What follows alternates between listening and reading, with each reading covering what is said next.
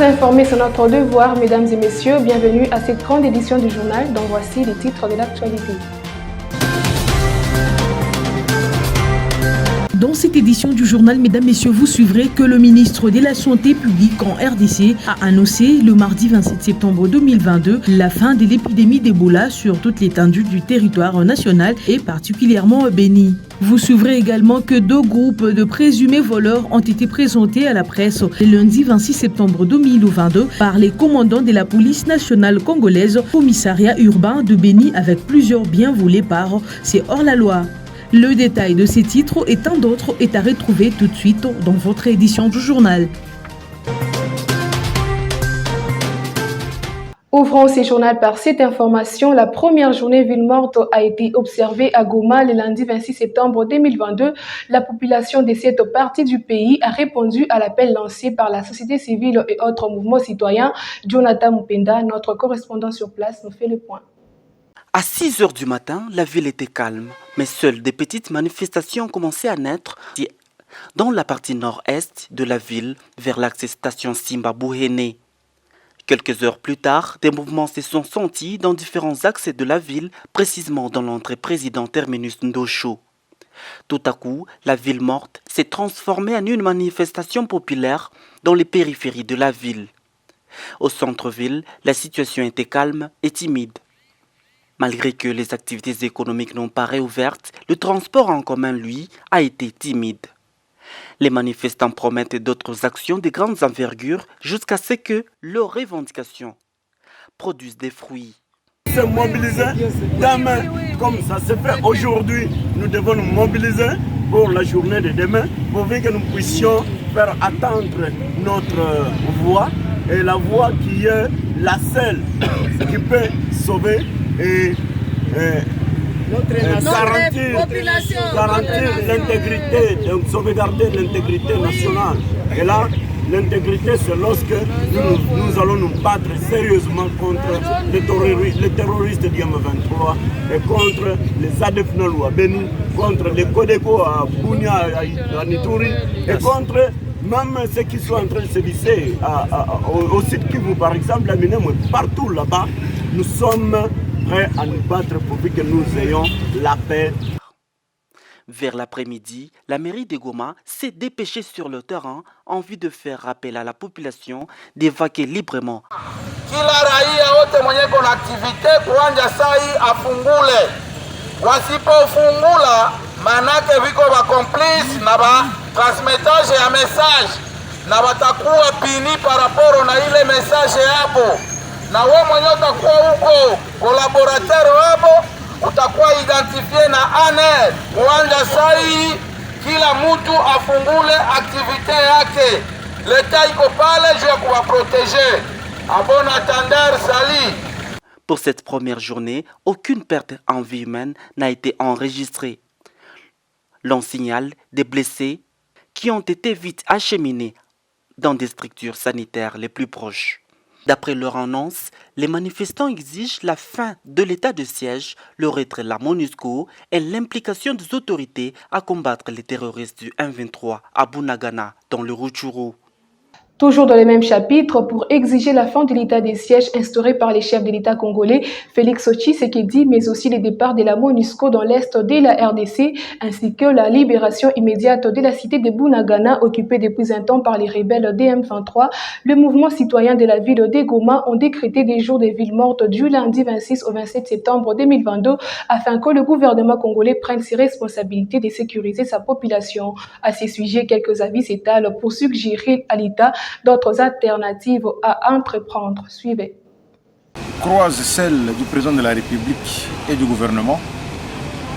La paix au sein de Bunagana doit être une question qui concerne l'ensemble de toute la population. Et si la population de Bunagana le manifeste déjà dans les différentes rues, cela prouve à suffisance que l'ensemble de la RDC doit se mobiliser pour que réellement cette paix revienne dans cette partie de notre pays.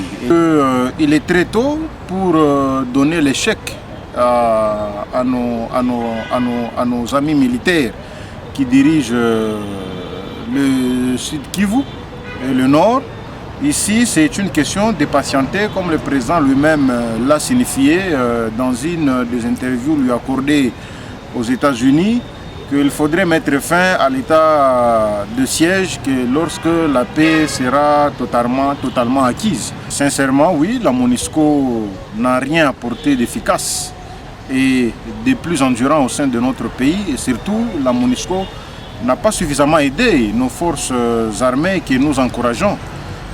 La MONUSCO a démontré lamentablement ce limite et nous regrettons.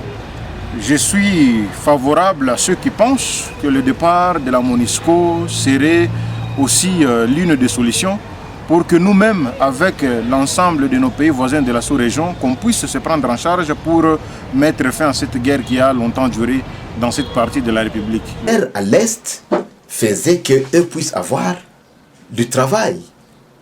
Mais dernièrement, ici, il y a le secrétaire général des Nations Unies qui a déclaré sur les médias, parce que tous nous avons suivi, qu'il a dit que l'armement qu'ont, ou les armements qu'ont le M23 sont plus sophistiqués que la MONUSCO. Ah mais finalement, ça, c'est quelle déclaration? On se dit, mais les gens sont en train de perdre les notions diplomatiques ou quoi? Alors, si nous avions pris MONUSCO pour venir nous protéger par rapport au pays en tant que membre de l'ONU, et en plus de ça, on suppose que la plus grande force puissance mondiale, c'est l'ONU, mais lorsque l'ONU n'a plus la valeur d'armes que celle de M23, alors pourquoi garder la MONUSCO? L'actualité, c'est aussi cette information. Le président du regroupement politique dynamique progressiste révolutionnaire, Constant Mutamba, a déposé une plainte à l'office du procureur près de la Cour pénale internationale contre le président rwandais Paul Kagame pour des raisons de crimes de guerre, crimes contre l'humanité et crimes d'agression commis par les militaires rwandais sous son autorité à l'est de la République démocratique du Congo. Approché, un expert des questions internationales analyse cette démarche. Il est dans ses propos recueillis par Joseph Kambangouèche et Beki Kassongo. La procédure est que lorsque le président est reconnu coupable pour des crimes contre l'humanité, cette fois-là au niveau de la CPI, parce que c'est de ça qu'il s'agit là-bas, si le président est passible de ce crime-là, il doit être traduit en justice et interpellé. Et il n'est pas dit que lorsqu'on est en fonction, on ne peut pas répondre de ces actes au niveau de la Cour pénale internationale. Et même si on est en fonction, on est censé répondre de ces actes. Voilà pourquoi il y a eu une plainte qui a été déposée. Mais hélas, il faut signifier ici que dans la plupart des cas, les individus comme tels n'ont pas les individus comme tels de manière isolée n'ont pas le droit ou encore cette possibilité-là d'ester en justice ou encore d'accuser quelqu'un à la CPI. Ici, c'est surtout, ça relève plutôt des responsabilités des différents États. Donc si c'est un État ou encore un groupe, tout ça, qui accuse quelqu'un, là, ça peut passer. Mais un individu, en tant qu'individu, c'est pratiquement très difficile. Deux groupes de présumés voleurs ont été présentés à la presse le lundi 26 septembre 2022 par les commandants de la PNC, commissariat urbain de Butembo, avec plusieurs biens volés par ces hors-la-loi. Reportage Isaac Bingebe. Le premier groupe de présumés bandits présentés à la presse est constitué de 5 personnes, dont une femme. Celle-ci est accusée d'être la gardienne de plusieurs biens volés, des matelas, des appareils téléviseurs, des ventilateurs, des tables, des tapis et plusieurs autres biens ménagers ont été retrouvés dans son domicile. Le deuxième groupe est composé de 2 hommes arrêtés pour raison d'enquête par le fait qu'ils ont été interpellés aux environs de 1h du matin avec leur moto près du lieu du drame. Nasson Mourara, communicateur de la PNC Béni, appelle la population à revêtir la culture de porter plainte contre inconnus car d'autres biens retrouvés chez les voleurs capturés sont encore gardés à l'état-major de la police. Le colonel Kaoumalema Jean-Fabien Sénassier a présenté à la presse et devant les policiers de la garnison de Béni 5 présumés voleurs. La population doit comprendre d'abord qu'on est en train de travailler, c'est ça, on est en train de travailler. Et voilà, quand on est en train de récupérer des biens par-ci, par-là, nous encourageons la population à chaque fois déposer des plaintes contre Ngoni une fois qu'on a été victime. Parce que plusieurs biens sont à la police. Nous avons des motos, on ne sait pas leurs propriétaires. Des motos qui sont récupérées dans des circonstances là compliquées. Et la population doit avoir cette habitude-là de déposer les plaintes contre Ngoni à la police pour que la police, quand elle récupère les biens, qu'elle ait l'habitude aussi de chaque fois vérifier. Peut-être elle pourra tomber sur les biens qui ont été volés quelque part. Des cas de banditisme et de vols à main armée sont devenus récurrents sur l'ensemble de la ville de Béni, particulièrement dans la commune de Moulekera et de Bungulu. Et le ministre de la Santé publique en République démocratique du Congo a annoncé ce mardi 27 septembre 2022 la fin de l'épidémie d'Ebola sur toute l'étendue du territoire national et à Béni en particulier. Suivez-les dans cet extrait choisi pour vous par moi, votre patient Toumba. Chers compatriotes, cette résurgence a bénéficié de l'attention particulière du chef de l'État, son Excellence Félix-Antoine Tshisekedi Tshilombo, qui a chargé le ministre de la Santé publique, Hygiène et Prévention, à travers la Direction générale de lutte contre la maladie, à apporter toute l'expertise technique nécessaire à l'équipe provinciale et aux équipes locales dans la lutte contre cette résurgence. En ce mardi 27 septembre 2022, après 42 jours de surveillance renforcée, sans nouveaux cas confirmés et selon le protocole de l'OMS, je suis heureux de déclarer solennellement la fin de la 15e épidémie à maladie à virus Ebola dans la province du Nord Kivu en République démocratique du Congo qui aurait duré 1 mois et 12 jours. Je remercie particulièrement les équipes locales de la zone de santé de Béni, la division provinciale de santé du Nord Kivu et les experts du niveau national qui ont œuvré sans relâche pour l'obtention de ce résultat. Ce résultat est également le fruit de l'appui de nos partenaires techniques et financiers, œuvrant toujours à nos côtés dans la gestion des urgences. Chers compatriotes, au cours de cette épidémie, seule une aire de santé sur les 22 que compte la zone de santé de Béni a été affectée suite à un décès d'une femme de 46 ans à l'hôpital général de référence de Béni après 23 jours d'hospitalisation pour détresse respiratoire. Un prélèvement buccal a été effectué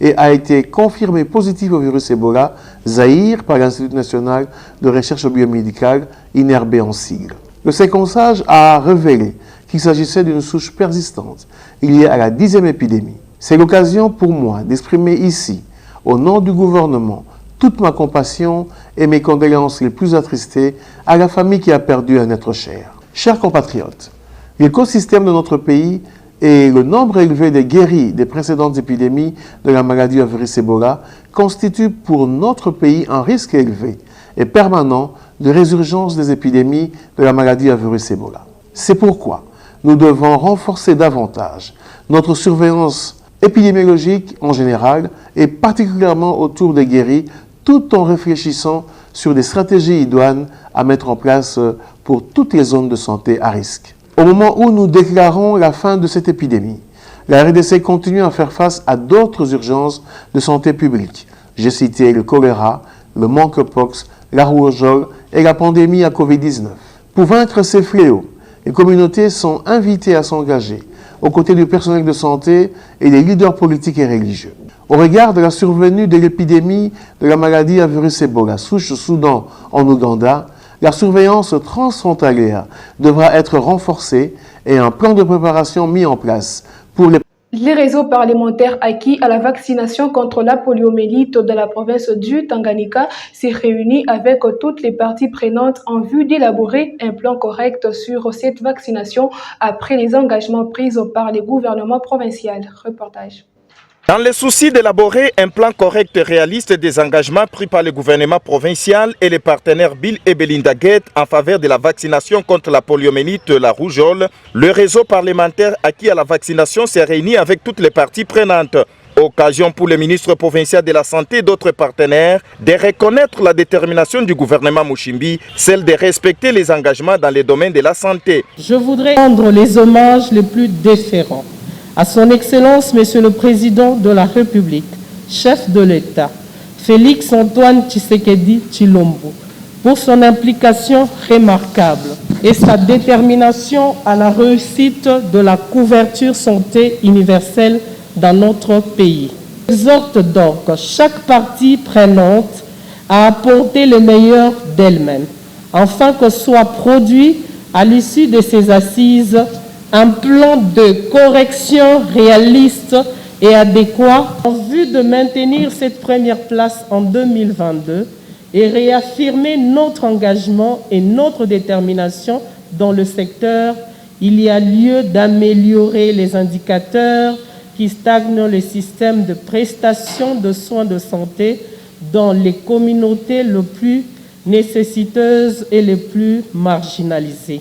Sous les financements du gouvernement provincial que dirige Yumba Kalenga Mushimbi, en collaboration avec la fondation Bill et Belinda Gates, des matériels nécessaires ont été remis au ministre de la Santé par la gouverneure, puis au chef de division pour un usage responsable. Parmi les mobiliers, citons 391 vélos, 5 motos Yamaha, un groupe électrogène, au responsable du REPACAV, des mobiliers du bureau. S'inscrivant dans la vision du chef de l'État Félix Antoine Tshisekedi Tshilombo, celle de faire de la santé universelle une de ses priorités, Yumba Kalenga Mushimbi Isabelle, gouverneur, matérialise cette priorité dans sa province. Mesdames et messieurs, poursuivons cette édition du journal. Un atelier de 3 jours se tient depuis le lundi 26 septembre à Bunia sous la formation et révision des indicateurs des performances dans le cadre de la mise en œuvre des plans locaux de sécurité des territoires de Mahagi et Irumu sous le haut patronage du gouverneur de province. Thierry Bahati Rafiki pour les détails. Le Nord Kivu, le Sud Kivu et Ituri. Un atelier de révision des indicateurs est organisé à Bunia afin de répondre à l'objectif d'innovation et d'amélioration dans le cadre de la rapproche du financement basé sur les résultats utilisés par Cordaid sous le haut patronage de son Excellence Monsieur le gouverneur militaire, représenté par Sovis, la participation de certains membres du gouvernement provincial de l'Ituri, ainsi que les acteurs de la justice, police, administration territoriale et autres participants attaqués partenaires à la mise en œuvre du programme ESPER. Son représentant s'exprime en ces termes. Pendant ces 3 jours, nous restons confiants en l'engagement de chacun à participer activement à cet exercice qui a pour but d'améliorer les conditions sécuritaires dans les entités dont vous avez la responsabilité. C'est ici pour nous l'occasion de transmettre nos sincères remerciements au gouvernement provincial de l'Ituri pour les soutiens indéfectibles qu'il ne cesse d'apporter au consortium ESPER dans la mise en œuvre de ses activités. Grâce au gouvernement provincial, notre collaboration avec les partenaires s'améliore davantage avec des indicateurs objectivement vérifiables. C'est dans ce cadre que nous avons salué la formalisation de la nomination d'un point focal chargé du suivi des activités du projet ESPER dans notre province. Le vice-gouverneur, le commissaire divisionnaire Alongabuni exhorte les Ituriens à rechercher la paix par tous les moyens. Et je pense que nous allons tous travailler durement pendant ces jours. Et vous savez, nous avons l'obligation des résultats. Et pour la révision des indicateurs de performance que nous allons prendre comme exercice à partir d'aujourd'hui, nous devons nous poser certaines questions. Quelle est la problématique? Quel est l'état de la question? Quels sont les défis à relever étant donné que le problème sécuritaire est dynamique? Il n'est pas statique, il évolue au fur et à mesure que nous avançons.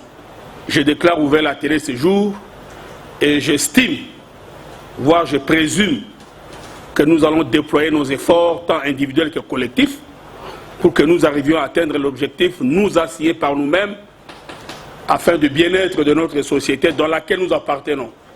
Signalons que ce projet est mis en œuvre par VNG, leader du consortium et Cordaid, et l'atelier durera 3 jours à l'hôtel Karibuni, dans la province de l'Ituri.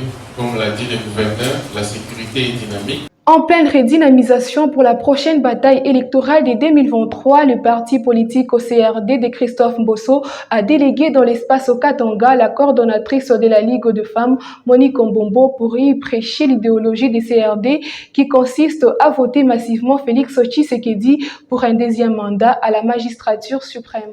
Reportage. Effectivement, une mission d'itinérance dans les Grands Katanga. Madame Monique Mbombo, coordonnatrice nationale de la Ligue des femmes du parti politique CRD de Christophe Mbosonko Diapwanga, a entamé son périple par la ville de Likasi le samedi 25 septembre 2022 où elle a bénéficié d'un accueil délirant venant des membres des CRD de la contrée. CRD viva! Viva! Yangona! Joile! Tozongi lisusu mama lobi zonga peta kupesa bana nanga mai bamela. Joile mama nasema kutia upatiko baba.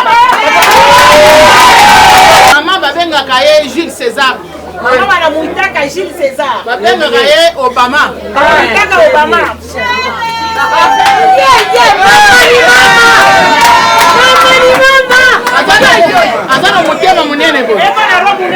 Sans se faire aucun souci de fatigue, les jours suivants, la délégation des CRD, sous la conduite de Madame Monique Mbombo, s'est également rendue le dimanche 25 septembre 2022 à Kasumbalesa pour y prêcher encore l'évangile selon Christophe Mbosonko Diapwanga, lequel consiste à voter massivement Félix Tshisekedi aux élections de 2023. CRD partout au monde, nous avons tout intérêt de pouvoir arriver jusqu'au fin fond du pays. Ce sont déjà des élections. Nous sommes en train de compétir pour pouvoir élire, de donner un deuxième mandat au président de la République, Félix Antoine Tshisekedi Tshilombo. Ainsi, pour ces premiers tours de la mission, l'étape de Lubumbashi était la dernière, dont les membres des CRD au Katanga et d'autres délégations du parti venues de plusieurs contrées ont rehaussé de leur présence cette manifestation politique qui s'est déroulée le lundi 26 septembre 2022 au siège de l'Union sacrée de la Nation à Lubumbashi. Nous sommes venus représenter les responsables du parti, qui est l'honorable Christophe Mbosonko Diapwanga, représenter son épouse Jules César qui s'occupe jour et nuit à ce qui concerne les femmes, représenter le président Aïe, puisque nous sommes dans les Hauts-Katanga. Nous sommes en train de faire l'itinérance. À partir d'ici, on a ouvert le temps maintenant de pouvoir faire des descentes. On va commencer à aller dans le Congo central, on ira aussi dans les Grands Kivu, on ira aussi dans les Grands Kasaï, ainsi de suite. Dans l'ensemble, à Likasi et Kasumbalesa, tout comme à Lubumbashi, la coordonnatrice nationale de la Ligue des femmes des CRD, Monique Mbombo, a au nom des mamans Jules César Mbosso procédé à la remise des pagnes et les enveloppes d'argent aux militants et militantes de ces partis politiques, membres de l'Union sacrée de la Nation. C'est depuis le 21 septembre 2022 que le maire intérimaire de Lubumbashi a pris la décision portant fixation du prix des transports en commun sur différents trajets des lignes intercommunes qui constituent son entité. Cependant, cette mesure souffre d'application sur terrain selon les constats effectués. De son côté, le président à la mutuelle des chauffeurs du Congo appelle plutôt ses membres au respect de la mesure de l'autorité urbaine. Gisèle Kabongo pour les reportages. Depuis la fixation du prix des transports en commun à Lubumbashi par la mairie, cette mesure souffre d'application sur terrain au regard du constat effectué. Les frais du droit d'embarquement sont fixés selon le vouloir de chaque chauffeur, quels que soient les trajets des lignes intercommunes à emprunter. Parfois, les montants exigés aux passagers va au-delà de celui fixé par l'hôtel des villes. À son tour, l'un des responsables à mutuelle des chauffeurs du Congo condamne ces comportements et ses membres à ne plus agir comme le font les autres. Tous les chauffeurs ne sont pas membres de la MIC, ni de la SECO. Beaucoup de chauffeurs sont des indépendants qui sont parrainés par certaines autorités. Alors ces gens-là se comportent comme des petits princes sur la voie publique parce qu'ils savent que s'ils commettent une contravention routière, son parrain viendra vite intervenir auprès de l'autorité urbaine et on va relâcher les véhicules. Vous êtes en train de constater vous-même ici dans notre fourrière à la mairie, c'est plein de motos. Mais qui viennent faire l'intervention pour obtenir la libération de ces motos? Ce sont toujours des officiers supérieurs de la police ou des FARDC. Donc, nous avons fait notre part, nous avons sensibilisé suffisamment nos membres. Nos membres ont compris, les indépendants s'entêtent toujours Alors maintenant, quitte à l'État de s'occuper d'eux. Il a par la même occasion demandé aux chauffeurs de se conformer aux mesures de l'autorité urbaine. Nous avons déjà fait notre part. Nous avons suffisamment sensibilisé les nôtres. Les récalcitrants, l'État n'a qu'à s'occuper d'eux. Donc l'autorité urbaine doit prendre des mesures plus sévères pour pouvoir décourager ces genres d'inciviques. À titre de rappel, c'est depuis le 21 septembre 2022 que la dite mesure est entrée en vigueur. Pour apporter un soutien aux personnes en situation difficile, les fidèles de l'église Liloba et Nzambe de la province de Bandaka ont effectué une visite aux détenus de la prison centrale de cette province en leur remettant des vivres et non-vivres, signes de générosité et d'amour. Suivez. Hormis la mission d'évangéliser et de ramener les âmes au Seigneur Jésus-Christ, la communauté chrétienne Liloba Nzambe s'est aussi engagée d'apporter son appui en faveur des gens qui se retrouvent en situation difficile. Ce samedi 24 septembre 2022, les fidèles de cette communauté religieuse implantés dans la ville d'Mbandaka sont allés visiter les prisonniers dans la prison centrale d'Mbandaka où ils ont apporté de la nourriture, les habits et des nattes pour montrer leur amour et compassion envers leurs semblables. Peu avant de procéder à la remise de ces biens, le prophète Nkwama Don Bernard, qui représente la communauté Liloba dans la province de l'Équateur, a exhorté les prisonniers sur l'abandon du péché et à la confession. Il leur a demandé de se confier au Seigneur Jésus-Christ, même s'ils se retrouvent en situation difficile. Le prophète Nkwama a par ailleurs précisé que cette initiative d'aide et de salongo dans le lieu public vient de leur représentant légal, le prophète Paul-Dominique Condé, qui, par sa bonne volonté de contribuer au développement du pays, a initié cela tout en se référant du livre de Jacques chapitre 1 verset 27 qui demande à toutes les églises de Dieu vivant d'apporter leur assistance aux orphelins, veuves et toute personne qui se retrouve en situation difficile. Le prophète Nkwama Don Bernard. Après la distribution des biens, tous les prisonniers de la prison centrale de Mbandaka ont été satisfaits de ces gestes combien louables offerts par l'église Liloba. L'un des prisonniers nous a livré ses impressions.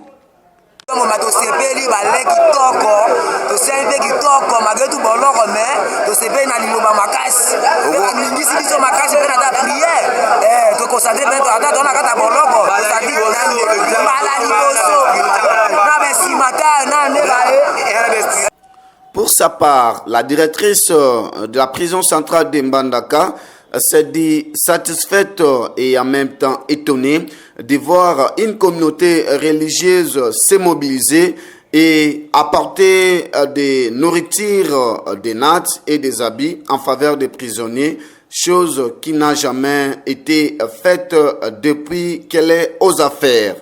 Et a profité de cette opportunité pour remercier. Et pour terminer, découvrons ensemble ces communiqués de la Société des transports en commun œuvrant entre Lubumbashi et Kolwezi et FETRANS. Suivez. La société FETRANS, une entreprise de transport en commun œuvrant entre Lubumbashi et Kolwezi, était en phase de fermer temporairement ses activités. Avant l'annonce officielle, les chauffeurs ont acheminé les bus au ministère provincial de l'Intérieur dans le Haut-Katanga pour se rendre justice, alors que la société devrait faire sa notification officielle, chose qui n'est pas de la compétence du ministère de l'Intérieur. Le dossier a été transféré à la division provinciale de l'inspection du travail où les agents sont en train d'être payés progressivement. Quant à M. Firat Amali, il est un opérateur économique de taille de la République démocratique du Congo qui soutient également la vision du chef de l'État, Félix Antoine Tshisekedi Tshilombo. Il n'est pas en fuite comme certains le prétendent. Il est présentement à Lubumbashi et emploie plus de 600 travailleurs en République démocratique du Congo. Fait à Lubumbashi le 27 septembre 2022, ce communiqué est signé la direction et FETRANS. Mesdames et messieurs, c'est la fin de cette grande édition du journal, mais ceux qui nous ont pris diffusion en cours, voici les rappels des titres.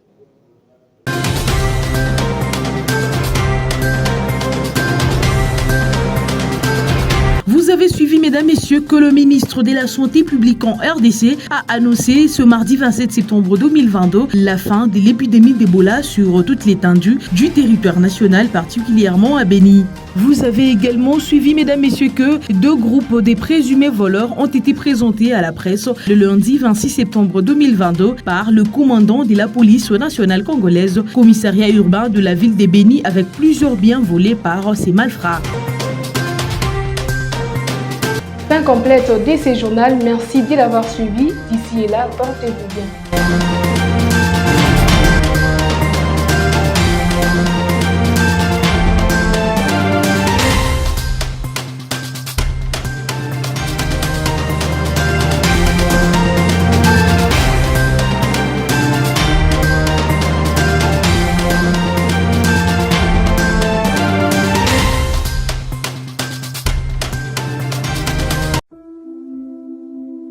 De la RDC vers le monde et du monde vers la RDC.